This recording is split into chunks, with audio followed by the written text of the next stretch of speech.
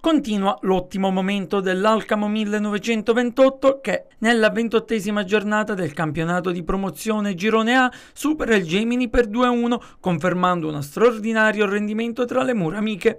I bianconeri proseguono infatti il loro strepitoso cammino casalingo. Su 14 partite disputate sono arrivate ben 13 vittorie e un solo pareggio. Ma andiamo alla cronaca.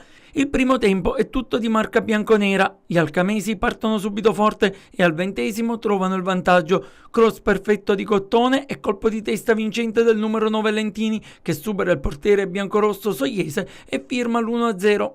L'Alcamo continua a spingere e al 33° sfiora il raddoppio con Rosone che, approfittando di uno svarione della difesa agrigentina, si ritrova solo al limite dell'area e tenta un pallonetto neutralizzato però senza difficoltà dall'estremo difensore ospite. Il raddoppio arriva comunque al 40° al termine di una splendida azione. Cottone recupera palla nella propria metà campo anticipando Licata e si lancia in contropiede. Arrivato al limite dell'area serve Rosone che appoggia nuovamente all'indietro per lo stesso Cottone. Il tiro del terzino trova la deviazione di tacco di Lentini che firma la doppietta personale e il 2-0 con cui si chiude la prima frazione. Nella ripresa il Gemini cambia atteggiamento e alza il ritmo. Al 52° episodio chiave, cross in aria, deviazione di Seiter e tocco del capitano Lo Monaco con la parte alta tra spalla e braccio. Per l'arbitro è calcio di rigore tra le proteste dei bianconeri. Sul dischetto si presenta Stassi che spiazza il numero 1 bianconero Misseni e accorcia le distanze.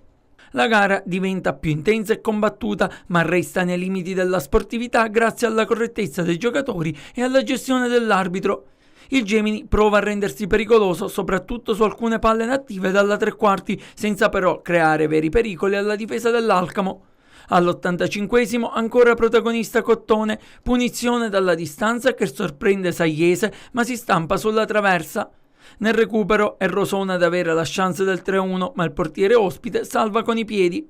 Dopo il triplice fischio è festa per i bianconeri di Mister Virga che rimangono a meno 6 punti dall'Aragona capolista e domenica prossima è in programma proprio lo scontro diretto in casa della prima della classe, un big match che potrebbe dire molto sul finale di stagione anche in attesa della decisione della Procura federale sulla gara Casteltermini-Alcamo.